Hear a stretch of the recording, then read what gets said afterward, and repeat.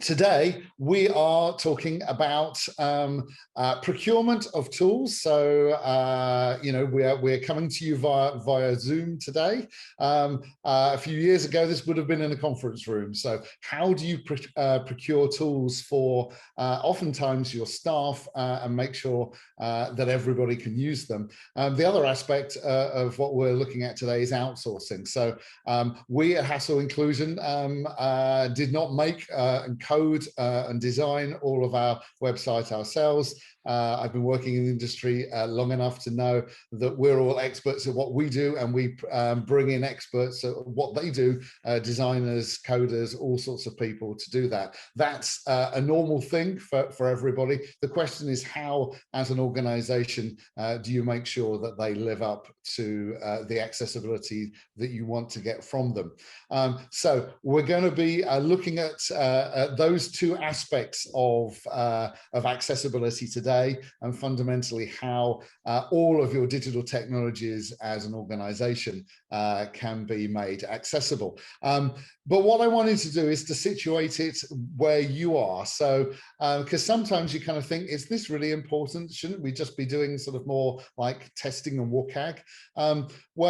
So I've got a Slido that I'd love you to join in. If you go to slido.com, it will look something like this.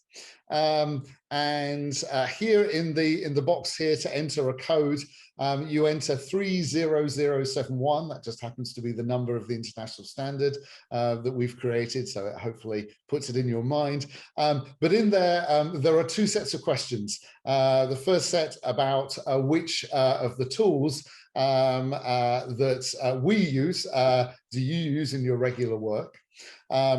And then the second thing is whether or not you're creating your website, your mobile apps, those sorts of things yourselves in the organization that you work in, or whether or not that's actually something that is done by externals for you. And so, yeah, 3 people have already sort of come through, and I can kind of show the poll sort of building up on the screen here.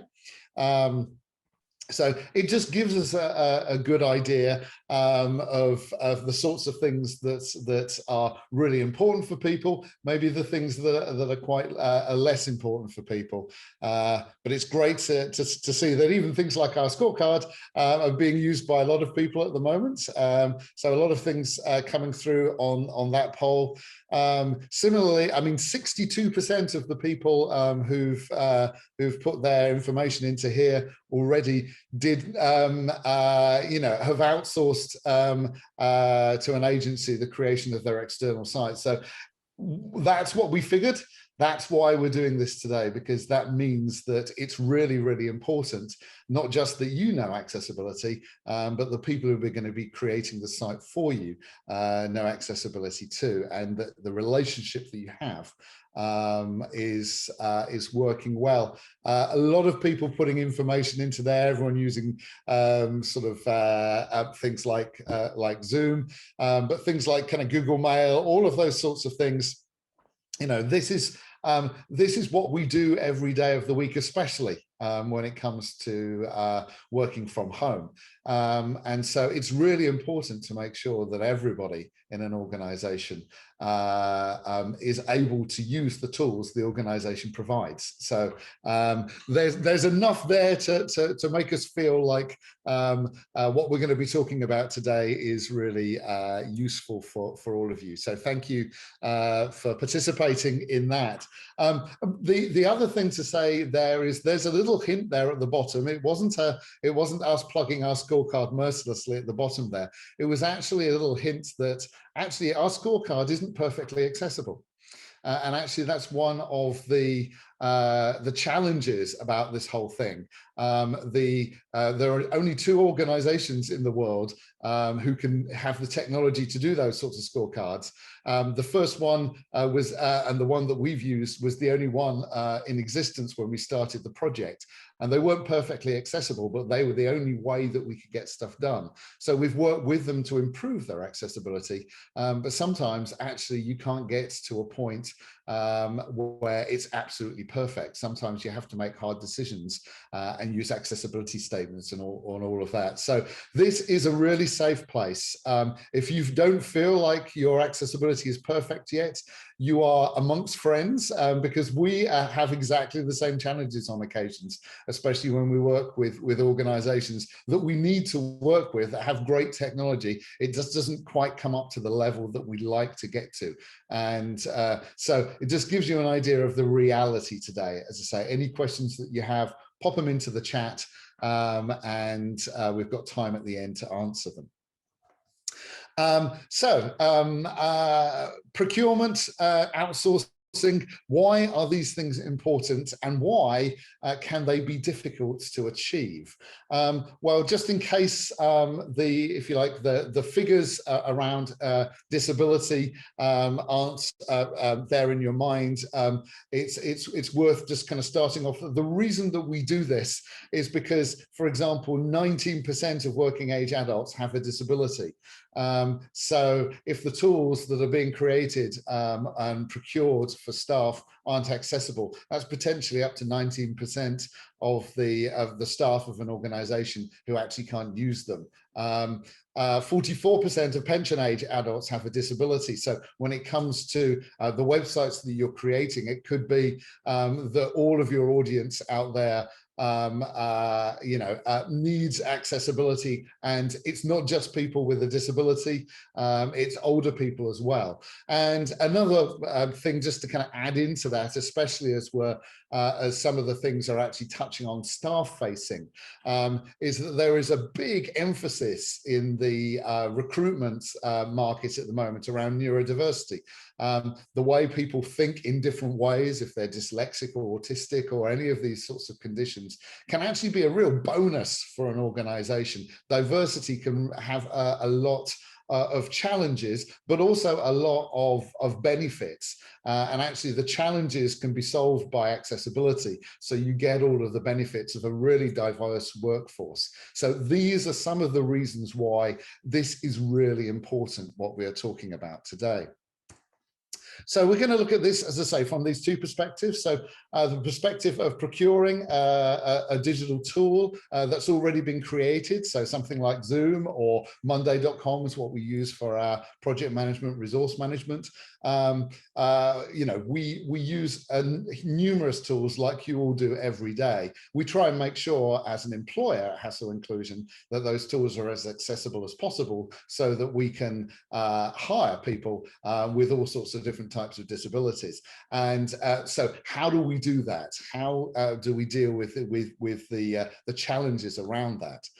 The other aspect of it is that outsourcing. So we've already seen over 60% of the people on the call outsource their website to an agency or somebody else to create. So how do you make sure that that really works? And the good news is that your suppliers really should care. Accessibility is a requirement increasingly to sell services and tools into many markets. So, for example, there are people on the call from government in the UK, I think government in other countries as well. And actually a lot of countries have effectively said for public procurement, if you've got a tool that you want to sell into government, accessibility will be asked for. This, if you like, is that barrier for entry.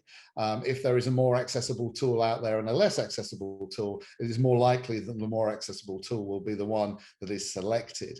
And as I say, that's where thankfully things are at the moment, but it can still really kind of fall down.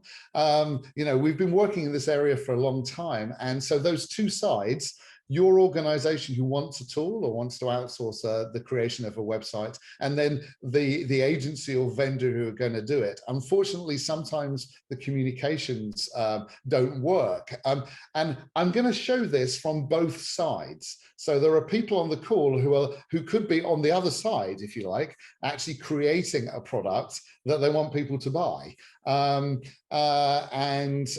So But I wanted to tell you a couple of stories. So first story, this is an actual quote from a few years ago. We did what we call a lunch and learn for an organization to enable more people in that organization to understand that accessibility was really important.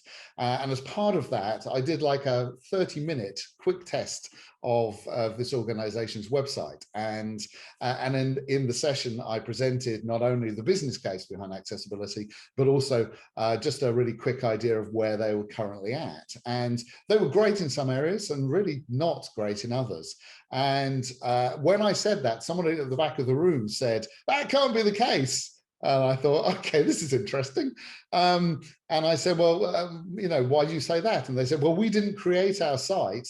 And I said, you probably missed it in your contract. And he said, no, we didn't. It's there in the contract. WCAG 2.0 AA is the requirement for deliverables.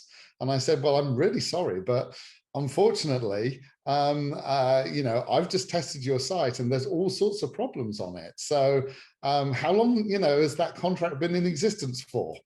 3 years. So basically, my client had been asking and paying for an external agency to deliver accessibility as part of the quality of the code, only to find that actually they hadn't been doing it at all. And that was the start of a very interesting journey there. So sometimes those who are depending on their suppliers can be let down.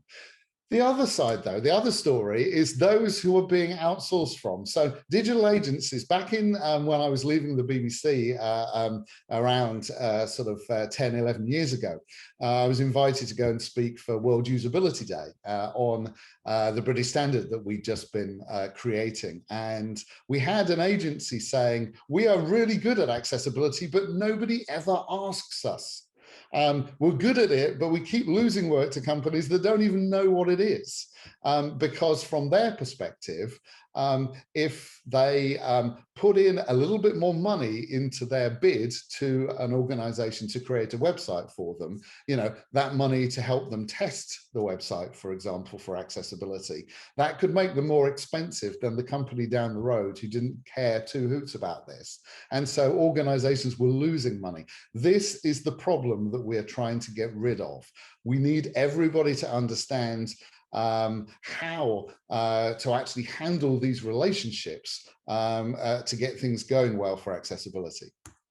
When we popped this out on Eventbrite, we had a load of questions come through, everything from how do you educate suppliers that don't understand this? Is Zoom accessible and usable? Things around VPATs, voluntary product accessibility templates, we're going to be touching on that. Questions around, okay, if you've got the government vendor network, is everybody in there fine? Have they all been vetted for accessibility? I think there are people on this call who will know the answer to that better than I do, because we don't work in government. But actually that question about should I take people's word for it is a really key thing.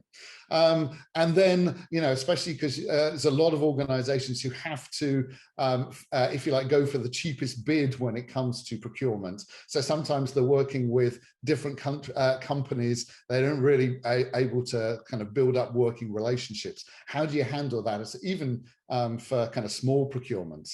And then the other aspect of this, which is how do we check? What do we do when things go wrong? How do we hold people to account if they don't deliver? What's the timetables for fixes to be made? I'm guessing that was from somebody who was up against things in terms of deadlines. That's the sort of stuff that we're talking about today. And this was another kind of point from someone, always interested in seeing a productive working relationship. That's what we're about. It's about how to get a great relationship between, if you like, the client and the vendor, so that they both know what it is that they're trying to achieve and that they're really clear about how they're going to get there. And I wanted to give you another story on this. So I started out my accessibility journey at the BBC. I was there for 10 years, and the first 3 years I was the head of standards and guidelines there. And one day, one of the, I got a phone call from the HR department to say the new jobs portal was going live the next day. And could I come and have a look at it before it went live for standards purposes? And at the BBC, the way that we, if you like, policed standards was to involve people in the creation of those standards. All of the different parts of the BBC were on our working group. So literally we created the standards that we all had to abide by. Nobody had ever thought that HR needed to be on any of those working groups because they didn't do digital, they did HR. Well, actually, because they didn't do digital, they didn't make their website and they outsourced it. And on this particular occasion, this website didn't comply with any of our standards at all. And they were launching live the next day. And when we did a quick test on it for accessibility and sent through to say, okay, these are all of the things that need to be fixed, the 2 stages removed supplier, so they BBC had commissioned it from one supplier and they'd outsourced it to another one. They said, yeah, we can fix all of those. It will cost you £150,000 and you can probably have it by the end of the year. What do you do about that?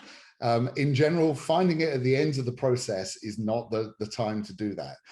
It shouldn't cost you £150,000 and it shouldn't delay the whole project by that amount of time. If we compare that to something else that I did at the BBC, I learned from that. A couple of years later, I was the accessibility manager of BBC Jam, £150 million worth of education websites where kids learnt via playing games.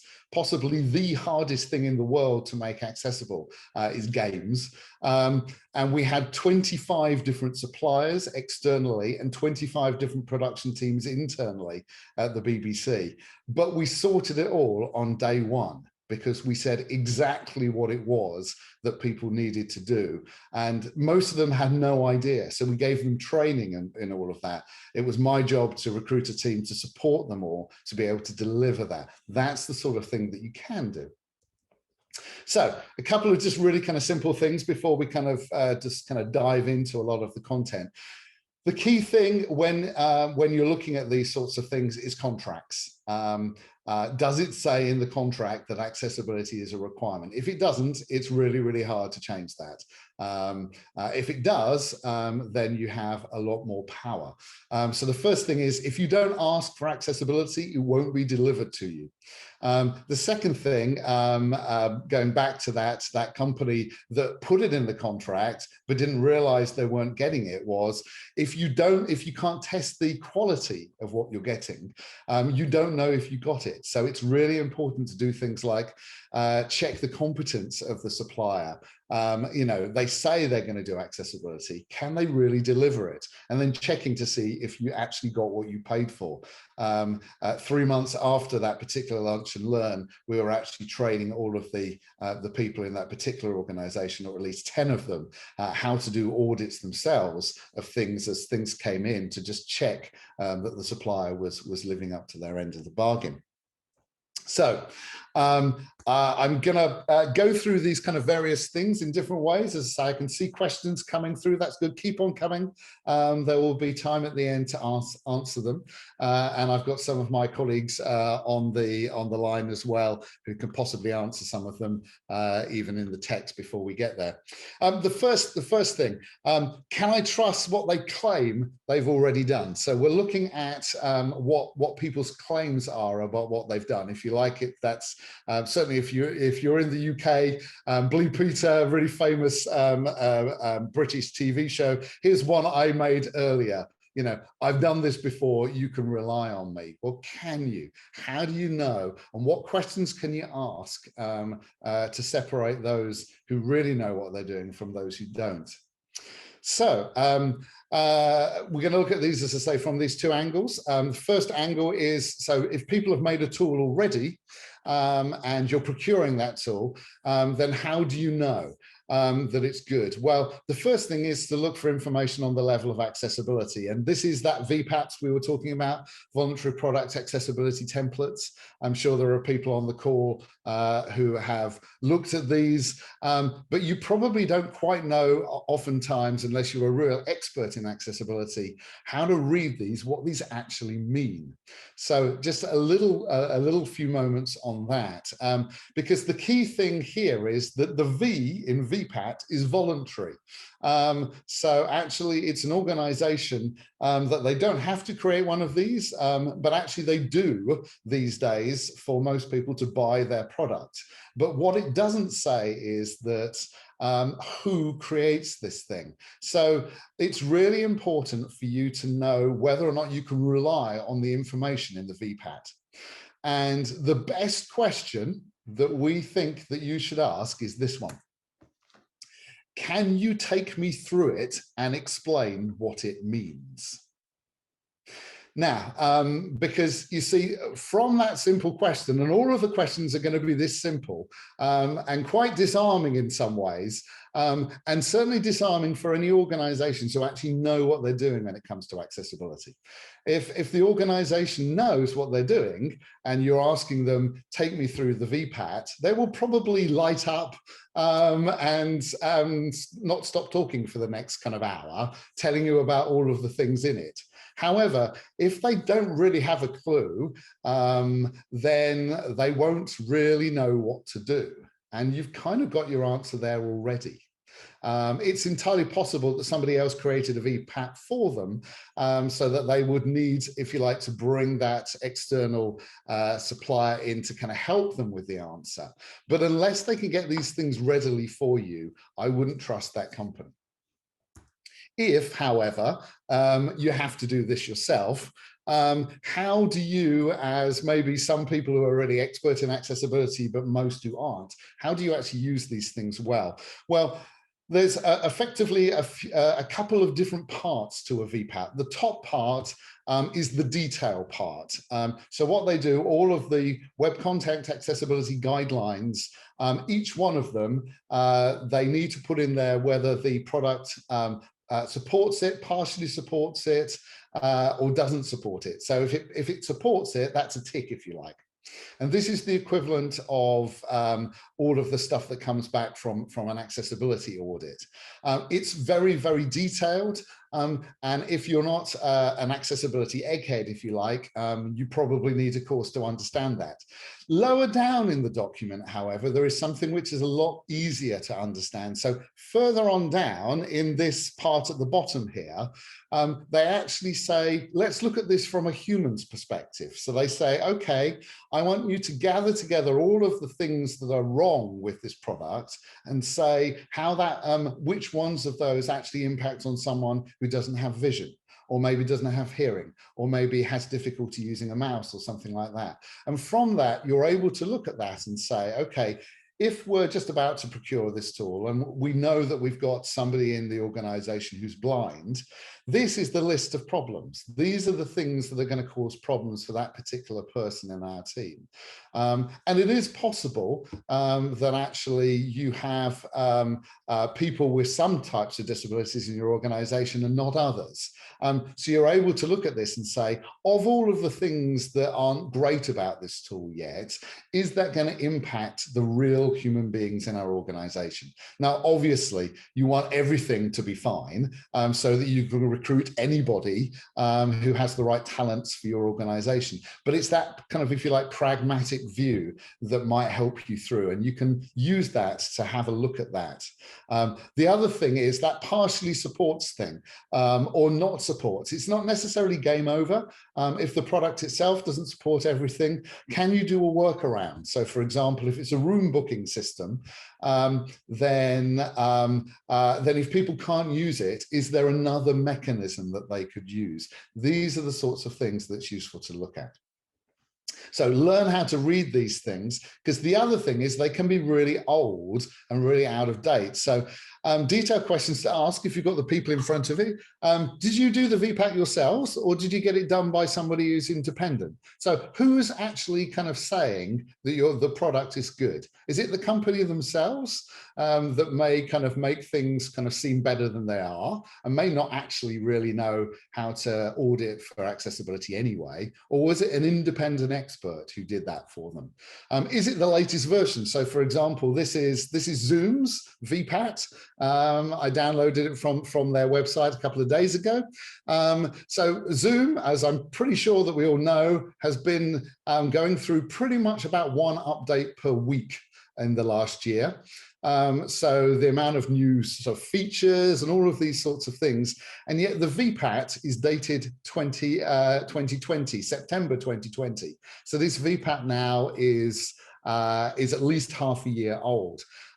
So this says what the product was like in September 2020, not now. It's better than nothing, but actually the question you would want to ask then is, okay, well, how is it now? Because I'm not buying your product from ages ago, I'm buying what you've currently got. Is it the right version for your country? We've got people on the call from all different countries. There are different versions of the VPAT. One which is for America, which is where VPAT started, one for Europe. There's an international version. That's the one I think that is the best. So again, just check it's right for your country. And then the fundamentals is if it says, like all of these do, that it isn't perfect yet, what are they going to do about it? Are they actually going to just go, well, there we are, we've told you our product is bad, it's up to you now? Or actually, are they going to improve anything? The other thing is we found a number of the organizations that we work with just don't trust VPATs at all. And they want to test things, especially with representatives from their employee resource group of people with disabilities, to say, okay, give us a test version of your product and we'll see if it really works for our staff. It's a great way of doing things as well. Say, for example, we're on the other side of things. So if you're actually outsourcing the creation of a website, something like that, people will say things like this: we will deliver you a WCAG 2.0 AA compliant website. That's about the best you normally get from these conversations. But what you really want is something like, give me an example of where and how your team have done this for another client. So you say you can do this. Okay, prove it, show me. Would you be happy for us to get in touch with somebody whose website you created? If you've had audits done and things like that, then obviously you're not going to give us the full audit of the website because you've done that for another company. But prove that you can test things and deliver things. That sort of thing. Give us proof. Give us an example. Is a really great way of making sure that the people you're about to, if you like, give your website's creation to, that you can rely on them. Okay, so that's the first part. Second part, so that was, can you trust what they said about what they do? How about can you trust what they claim that they will do now? And fundamentally, let's hope that you don't have a joker on the other side of the things, but it's all part of the plan is exactly what you're looking at here. And again, can you rely on their plans? So if they've made the tool already, if it's Zoom or something like that, it's actually all about them fixing it. So the questions are, again, really, really simple. What's your roadmap to fix things? Show me your roadmap. How long will it take you to get this stuff fixed?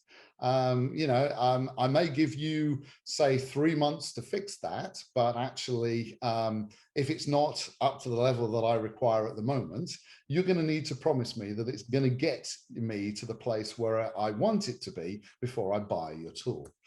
But also, it's not just about that. It's about, will they actually deliver that? It's great to have a plan, but if they have no capability, no ability to actually kind of fix things, to actually get accessibility right, and a process to fix things, then there's a real problem. And if you like, by implication, if they've given you a VPAT that says all of the things that are wrong in their product, by implication, they've gotten it wrong until this point. So what is going to change? Your product isn't great. You're now saying that if we give you some money, you'll make it brilliant for accessibility in sort of 6 months. How can we trust you? Like what is your process? How are you going to get this right when you haven't until now? Are you going to train people? All of these sorts of things. And this is one of the reasons why we created the international standard, so ISO 30071 Part 1, because that's the sort of thing that says, okay, this certifies not the product, but the capability of the teams that created it and the processes that they use. If they've got this, and nobody really has yet because it's still early days, but if they've got this, then you know that they'll be able to do that. And if they don't have a plan and they don't want to fix things, what should you do? Well, if you haven't bought it yet, you can back out and you can say, actually, we just don't want to do that. But we've had numerous instances where organizations have phoned us like the night after they signed the contract and said, we've just suddenly thought accessibility. We never asked them about it. We don't know if it's accessible. Can you test it? And if you find problems, what do we do? And a lot of that comes down to that question from someone earlier about how do we enable an organization who doesn't need to care, doesn't need to fix things because we didn't put it in the contract. How do we enable them to understand that this is a good thing for them to do so that you can get what you want? As I say, if you're in that situation where you have tools that aren't accessible and suppliers who don't want to make them accessible, we've dealt with a lot of this over our time. So please let us know and I'm sure we can help. If they're going to make the product for you, then it's all about making sure that if that you can accept their claims. And again, it's the same thing, checking their process. So we will deliver you a WCAG 2.0 AA compliant website. That's not proof. That just says that's the thing that they know that you want them to say. And anybody can say that, even if they don't understand what it is. They can cut and paste that in from 10 tips for getting people to buy your services. You need to get underneath that. So you need to say, okay, what proof do I have in your capability, in your process? So when was the last time that people in your team got trained in accessibility? What process are you using? Where is accessibility in your testing plan? I can't see it here. It says that you're going to do user testing at the end of it, but I can't see any people with disabilities in there. So, what proof can I see in your plan that you will be able to do this? And then the other thing, and this is the thing that we've always asked. So if there's one question that I encourage you to ask, it's this: what is the most challenging part of my product to make accessible? And how will you achieve this? Again, it's that sort of thing where if you ask that to the right sort of company, they will geek out on you and they will go, oh, well, you see, this bit here is going to be really, really difficult because it's a component and we're going to use this JavaScript library, but don't worry, we've worked out the accessibility, all of this sort of stuff. You ask that to everybody else and they will go, sorry, my standard answer, which is WCAG 2.0 AA, is not an answer to this person's question, and they will look like a rabbit in the headlights. And they'll kind of go,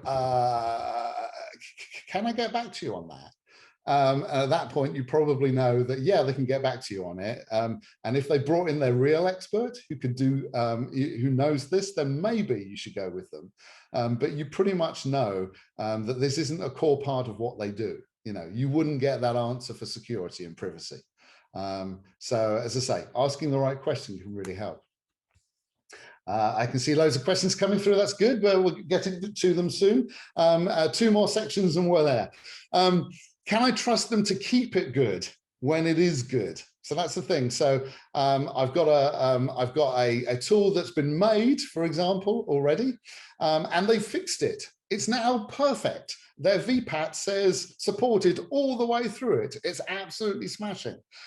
So should you procure that product? Well, certainly in today's climate, I would be staggered that you see a VPAT like that, and probably I would advise you to get it checked out because chances are they are slightly misleading you.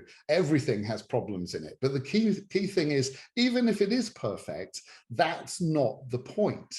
How long will you be using this thing for? So, for example, You know, is it a month-long contract? You know, certainly for a small company, if you want to move from Zoom to Teams to Google Meet or whatever, it's very easy to do, and it doesn't, and you're not locked in very much. But if you're a huge organization, deciding to use a particular product, you will probably have a lock-in period of 18 months, 2 years, something like that. So if they're going to continue making the product, is it going to continue being accessible, or actually is it going to fall off over time? So again, the question is that process question again. What processes will you use to keep the accessibility at a consistently good level over the course of this contract? So as I say, they're adding all of this new functionality all of the time. And so if you procure it, you know, now, because it's good, will it be good in 3 months' time? You know, we did some really interesting work with, shall we say, a regulator, and the organizations that they regulated all had mobile apps. If you like, the core part of those mobile apps was good, but actually over time, some of the newer functions, the new chat functions, all of these sorts of things weren't accessible. And it's kind of like, okay, if people had signed up to those suppliers, then actually over time, it may have started off good, but they may have got less and less satisfied as somebody with a disability using and relying on that supplier, because they didn't keep things good. You know, you could be hitting these organizations at the high watermark level of accessibility, where they've got somebody like who would appear on one of these webinars who's really great at accessibility. They may leave next month. What happens to that company then? Is it one person who's great at accessibility, who could go at any moment, or does the company know how to do this? If you're signing up to something for 2 years, you want to know that stuff. And so again, it's all about the capability, the process, how all of this is created in there. It's the reason why that is a key thing for procurement people in conversations around the ISO standard.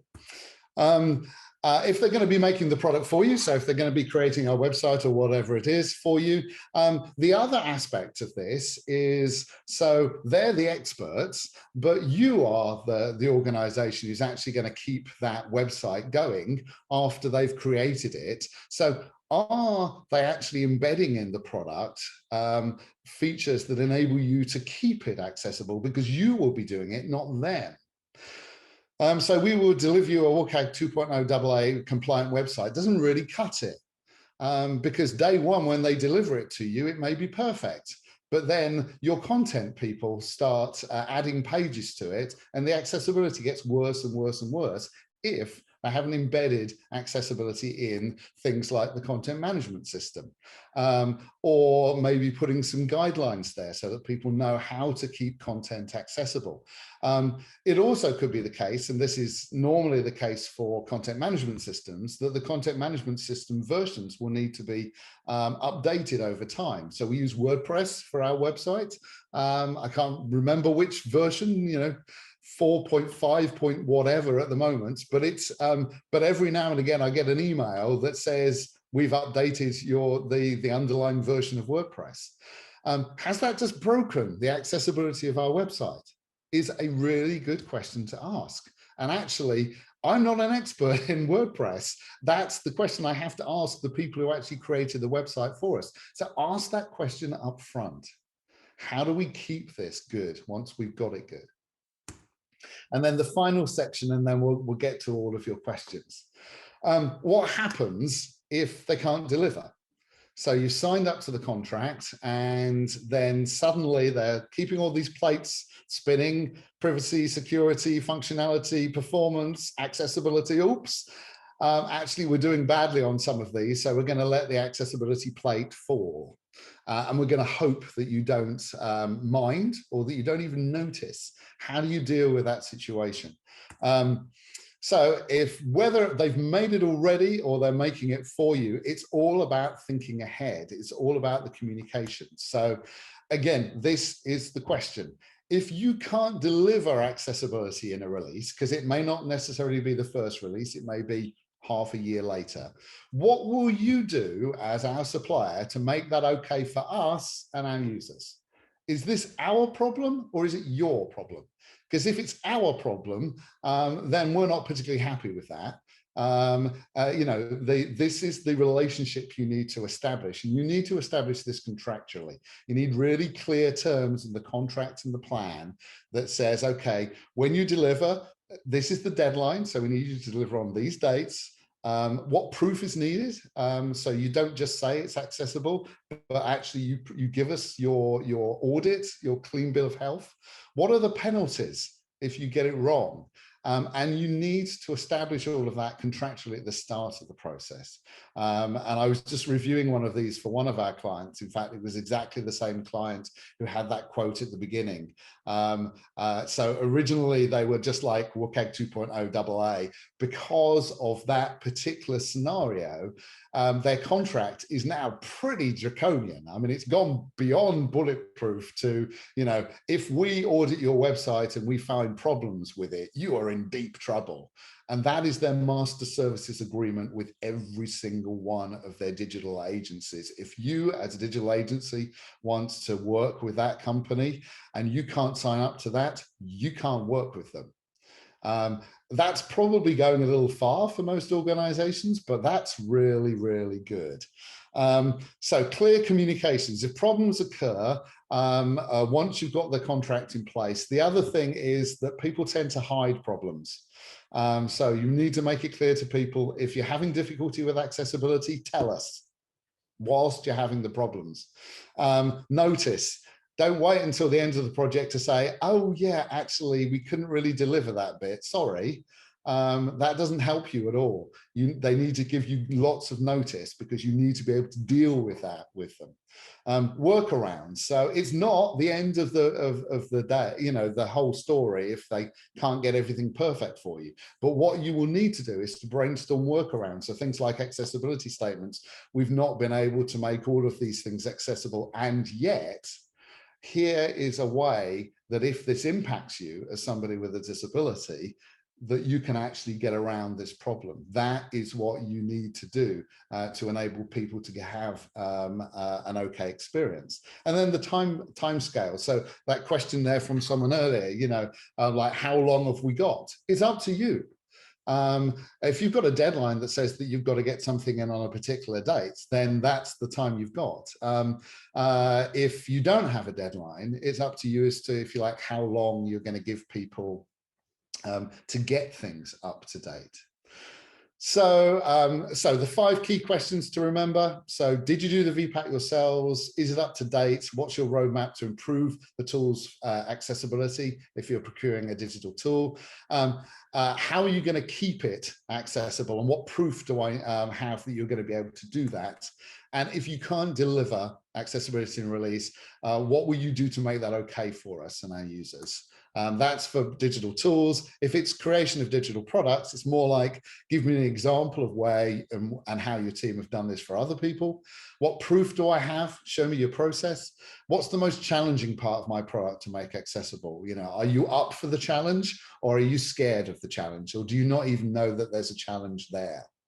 And then, yeah, as I say, can I trust you in the future? If you are you building in mechanisms so that people who don't know anything about accessibility in our content authoring team will be able to keep this going? And again, the same question on what happens if you fail.